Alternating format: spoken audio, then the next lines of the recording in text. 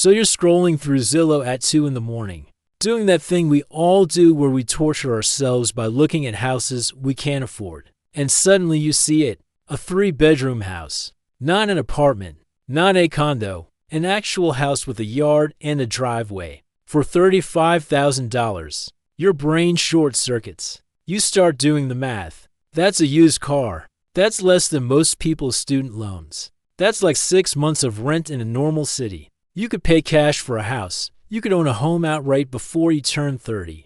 And then you click on the listing, and you see the photos, and you understand, oh, that's why. Because these aren't hidden gems. These aren't fixer-uppers in up-and-coming neighborhoods. These are houses in towns that America forgot, or actively decided to abandon, or poisoned so badly that nobody wants to live there anymore even if you pay them. And yes, you can buy a house for less than a Honda Civic. But should you? And what does it say about this country that there are entire towns where homes are basically free and people are still leaving? Let's talk about 16 places where you can buy a house for under 50 grand. And why absolutely nobody wants to. Here's the thing about cheap houses. There's always a reason. In a functional economy, housing prices reflect the value of living somewhere. Good schools, jobs, safety, infrastructure, those things create demand. And demand drives prices up. That's how it's supposed to work. But when an entire town's economy collapses, when the factory closes, or the industry dies, or the water gets poisoned, or crime spirals out of control, something interesting happens. The people who can leave do, and the people who can't stay, and suddenly you've got way more houses than people who want to live in them. Supply and demand, baby, just in reverse. And America has a lot of these places. More than people realize. Towns that used to make steel or cars or textiles. Towns that relied on one industry that vanished. Towns that got so poor and so dangerous that anyone with options bailed. Some of them have been dying slowly for 50 years. Some collapsed almost overnight. And now you can buy a whole house in these places for the price of a semester of college. Which sounds amazing until you actually think about what your life would be like living there. Because here's what real estate listings don't tell you. They don't tell you the nearest grocery store is 20 minutes away and about to close. They don't tell you the school system is so underfunded that teachers are buying supplies with their own money, if there are even schools left. They don't tell you about the crime rate, or the lead in the water, or the fact that your neighbors are selling their houses for 30 grand because they're desperate to escape. So yeah, you can buy a house for the price of a used Toyota. But you're not buying a house. You're buying a front row seat to American economic collapse. And honestly, that's kind of fascinating in a dark way. So let's look at 16 places where housing is practically free and figure out what the hell happened. Number 16, Prichard, Alabama. Starting off with a town that most people have never heard of, which is probably for the best. Prichard is right outside Mobile, and houses here regularly sell for under 40 grand. We're talking actual houses, not trailers, not shacks. 3 bedrooms, a yard, the whole deal. Why? Because Prichard is broke. Like, the city literally went bankrupt. They stopped paying pensions to retired city workers. The infrastructure is falling apart. Crime is bad. The school system is struggling. And the population has been dropping for decades as people slowly realize there's no reason to stay. But hey, you can own a home for less than a year's salary at minimum wage. That's something, right? The problem is you're living in a place with no economic prospects, limited city services, and a general vibe of everyone who could leave already did. It's not dangerous in a dramatic way. It's just sad and forgotten, which is somehow worse. Number 15. Pine Bluff, Arkansas. Pine Bluff is what happens when you take a small southern town, remove all the jobs, watch the population flee, and then act surprised when everything falls apart. Houses here sell for $30,000 to $40,000 routinely. The median home price is genuinely that low. It's not a typo. Pine Bluff used to be a manufacturing and agricultural hub. Now it's got one of the highest crime rates in the state, a shrinking population, and an economy that's basically life support. The downtown is half empty. Schools are closing, and everyone under 40 is trying to get out. Should you move there for cheap housing? Only if you really love humidity, have zero job prospects anywhere else, and don't mind living in a town that peaked in like 1970 and has been declining ever since. But hey, at least it's affordable, in the same way that a house in Chernobyl is affordable. Number 14. Cairo, Illinois. Pronounced Cairo, not like Egypt, and if you get it wrong, the locals will correct you before they tell you to leave and never come back. Cairo is one of the most depressing places in America. It's at the southern tip of Illinois where its rivers meet, which sounds picturesque until you actually see it. The population has dropped from 15,000 to barely 2,000 in the last 50 years. Most of the town is abandoned. Buildings are literally falling down. You can buy a house here for under 30 grand if you can find one that's still standing. But why would you? There are no jobs, no grocery stores, no schools. The nearest real town is an hour away. You'd be living in what is functionally a ghost town, surrounded by decay and the ghost of better times that are never coming back. Cairo is what happens when geography stops mattering and nobody has a reason to live somewhere anymore. It's fascinating from a historical perspective. But unless you're writing a depressing novel or conducting an anthropological study on American decline, stay away. Number 13. Muncie, Indiana. Muncie is famous for being studied by sociologists as Middletown, the quintessential average American city. Which is deeply ironic because Muncie is now a case study in how average American cities die. Houses here go for $35,000 to $45,000 in the rougher areas. The city lost most of its manufacturing base. Ball Corporation, the jar company, used to be headquartered here. They left, everyone else followed. The population is down. The economy is struggling. Ball State University is basically the only thing keeping the city alive, and even that's not enough. Crime is moderate. Infrastructure is okay but declining. And the general vibe is we used to be something. If you're a student or you work at the university, Muncie is fine. Cheap cost of living, quiet town, could be worse. But if you're moving there hoping to build a life, you're moving to a place that's been losing population for decades and shows no signs of turning around. It's not terrible. It's just stuck. And stuck is its own kind of trap. Number 12. Saginaw, Michigan. Saginaw is what happens when the auto industry collapses and takes an entire city down with it. You can find houses here for under $40,000. Real houses with multiple bedrooms and actual structure. The median home price in some neighborhoods is genuinely that low. Why? Because Saginaw lost 60,000 people since the 1960s. The auto plants closed. The jobs disappeared. Crime went up, schools got worse, and everyone who could afford to leave did. Now you've got a city full of cheap housing, high crime, limited opportunity, and a whole lot of people just trying to survive. It's not post-apocalyptic. People live here, but it's hard, and it's getting harder. Should you buy a house in Saginaw? If you've got remote work and you're okay with living in a place that's struggling, maybe. But know what you're signing up for. You're not moving to a hidden gem. You're moving to a city that's been in decline for 50 years and probably isn't coming back. At least it's close to Detroit, if that counts as a selling point. Number 11. Youngstown, Ohio. Youngstown is the poster child for Rust Belt collapse. This place used to make steel. A lot of steel. It was a booming industrial city. And then the steel industry died, and Youngstown died with it. Houses here sell for under 40 grand all the time, sometimes under 30. The city lost half its population. Crime is bad in certain areas. The downtown is half abandoned. And the people who are left are either too poor to move or too stubborn to give up on a city that gave up on them. But here's the thing about Youngstown. It's trying. There are efforts to revitalize. Youngstown State University brings in some energy. Some neighborhoods are actually okay. And if you're willing to live in a place that's rough around the edges, you can get a house for nothing and maybe, possibly, be part of something that turns around. Or you could buy a house for 30 grand and watch it continue to decline while you're stuck there. It's a gamble. Personally, I wouldn't bet on Youngstown, but I respect the people who do. Number 10.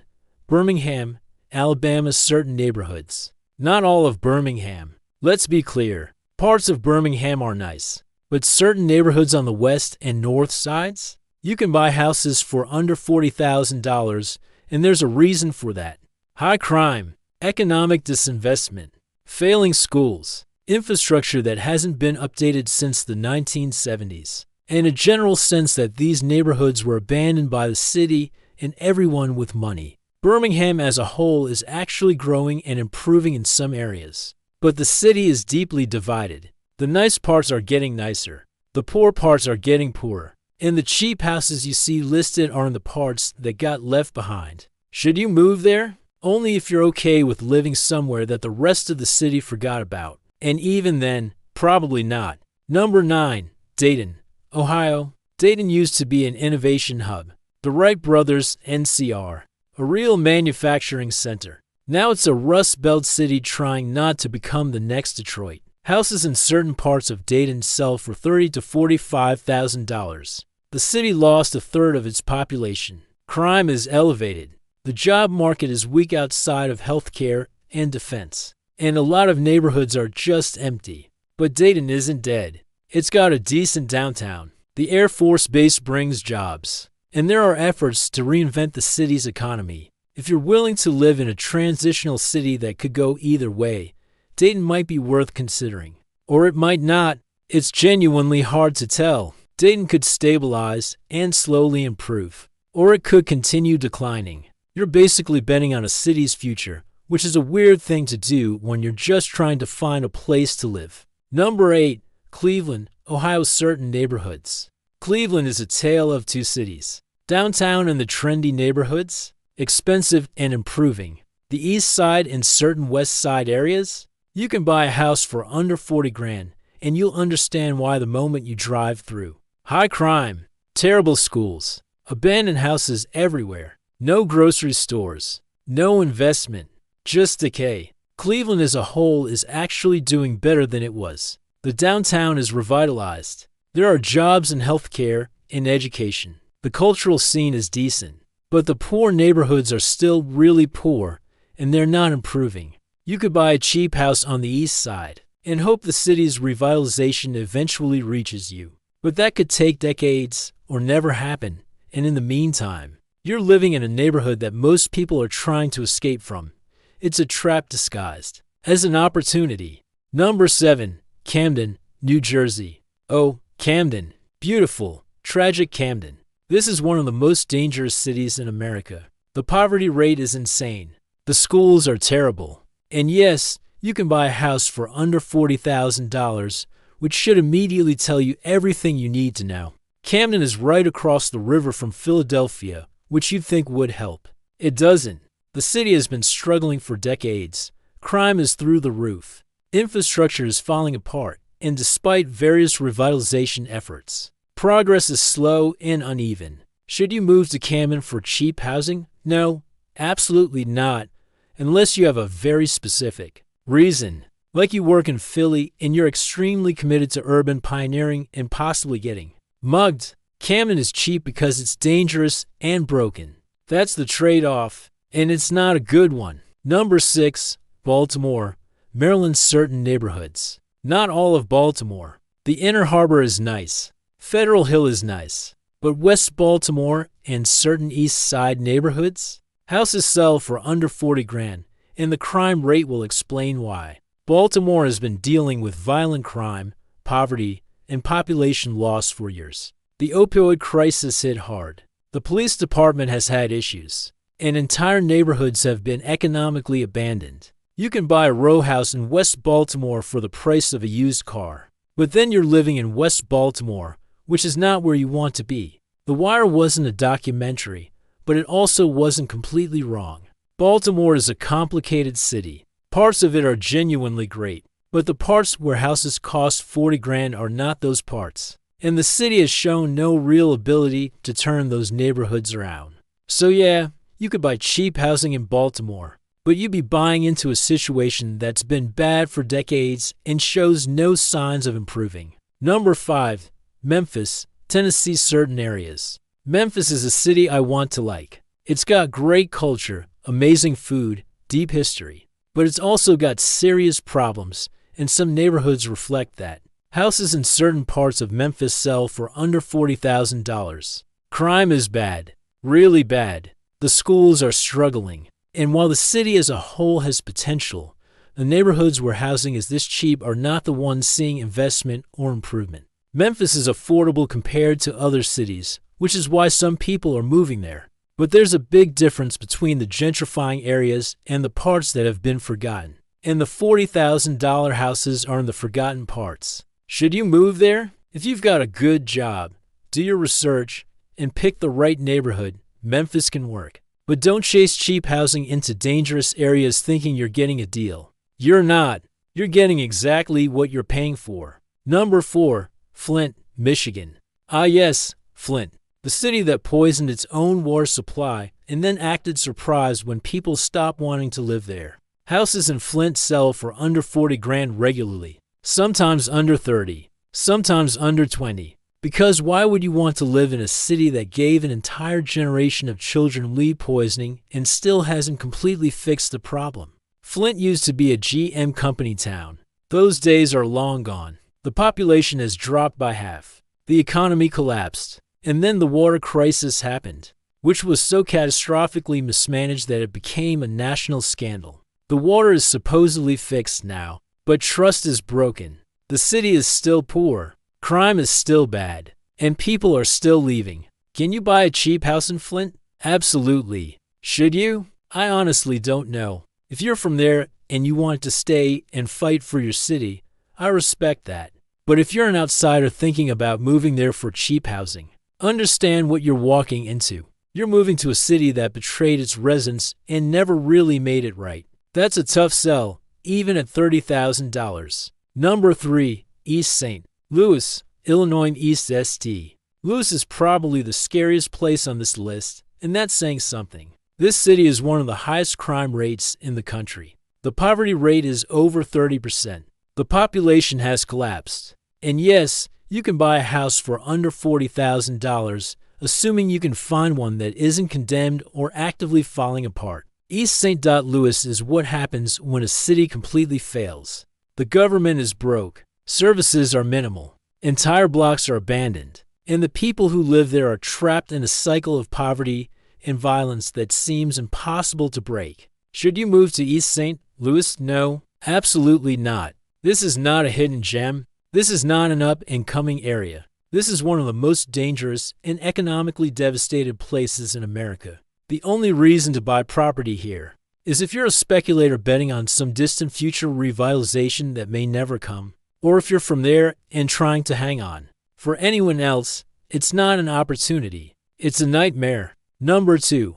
Gary, Indiana. Gary is legendary at this point. It's become the shorthand for American industrial collapse, and it earned that reputation. This city used to have almost 200,000 people. Now it's under 70,000. The steel mills that built Gary are mostly gone or running at reduced capacity. Crime is terrible. The school system is a disaster, and huge swaths of the city are just empty. Abandoned houses, abandoned buildings, abandoned everything. You can buy a house in Gary for under $30,000, sometimes under 20, sometimes under 10. I'm not kidding. There are properties that sell for the price of a used iPhone. But here's the thing. Even at that price, it's not worth it, because you're buying into a city that has no clear path forward. The jobs are gone, the people are leaving, and the city government is barely functioning. Gary is not coming back. Maybe in 50 years if steel manufacturing somehow returns to America, or if someone figures out how to completely reinvent the city's economy. But right now, today, Gary is a cautionary tale about what happens when a one-industry town loses that industry and has no plan B. You could buy a house there for practically nothing, but then you'd have to live in Gary. And that's not a trade-off anyone should make. Number 1, Detroit, Michigan, certain neighborhoods. And at number 1, we've got the obvious choice, Detroit. Not all of Detroit. Downtown is actually nice now. Midtown is improving. Some neighborhoods are legitimately desirable. But huge sections of the city, particularly on the east side, you can buy houses for under $40,000, sometimes under 20. Sometimes for a literal dollar in tax auctions. Detroit is the poster child for American urban decay. The city lost over 1 million people. The auto industry collapsed. The city went bankrupt, and entire neighborhoods were just abandoned. There are areas of Detroit that look like a zombie apocalypse happened and nobody cleaned up. Should you buy a house in Detroit? It depends. If you're in one of the neighborhoods that's actually improving, maybe. If you're in the zones that are still empty and dangerous, absolutely not. Detroit is complicated. Parts of it are genuinely coming back. Tech companies are moving in. Young people are renovating old houses. There's real hope in some areas. But there are also vast stretches of the city that are still broken and might stay broken. Buying a house for $40,000 in Detroit could be the smartest thing you ever do if you pick the right neighborhood. Or it could be a disaster if you pick wrong. And figuring out which is which requires actual research, local knowledge, and a bit of luck. Detroit represents both the promise and the peril of these ultra-cheap housing markets. It's a city that could genuinely turn around in some areas. But it's also a city where you could buy a house for nothing and watch it stay worthless forever. Because the neighborhood never recovers. It's a gamble, and the stakes are your entire life. So what does all this actually mean? First, it means America has a lot of places that got left behind. Not a few struggling towns. A lot of them, dozens of cities and hundreds of neighborhoods where the economy collapsed and never recovered. Where people are living in conditions that shouldn't exist in a developed country. Second, it means cheap housing is not always a good deal. The houses are cheap because living there sucks. Because there are no jobs, or the schools are terrible, or the crime is bad, or the infrastructure is failing, or all of the above. You're not discovering a secret. You're discovering the reason everyone else left. Third, it means the American dream of homeownership is available, but with asterisks the size of a billboard. Yes, you can own a home, but you might own it in a place with no economic opportunity, terrible quality of life, and no realistic hope of improvement. Is that better than renting in a functional city? I honestly don't know. And fourth, it means we've got some serious problems as a country. When entire cities are in decline, when you can buy a house for less than a used car, when neighborhoods are abandoned because nobody wants to live there, something is deeply broken. These aren't natural disasters. These are policy failures, economic failures, systemic failures that have been compounding for decades. Closing summary. So there you have it. 16 places where you can buy a house for under $50,000 and 16 reasons why you probably shouldn't. Look, I'm not going to tell you what to do. Maybe you're from one of these places and you want to stay and fight for your city. That's admirable. Maybe you're broke and desperate and $40,000 for a house sounds better than paying rent forever. That's understandable. But if you're considering moving to one of these places just because housing is cheap, please do your research. Visit first, spend time there, talk to locals, understand what the crime situation actually is, figure out where the jobs are, check the schools if you have kids, look at the infrastructure, ask yourself if you can actually build a life there, or if you're just buying a cheap house in a place you'll hate. Because these houses are cheap for a reason. Always. And sometimes the reason is so bad that free housing isn't worth it. But here's the question I'll leave you with. If someone offered you a house for free right now, completely paid off, no mortgage, but you had to live in one of these towns for 10 years, would you take it? Think about that. And then think about what it says that the answer for most people is no. Drop a comment and let me know. Would you ever consider moving to one of these places? Have you lived in any of them? Am I being too harsh or not harsh enough? And if you found this depressing but informative, consider subscribing. We do this kind of thing all the time, examining the parts of America that most people pretend don't exist. Because somebody has to talk about it. Might as well be me.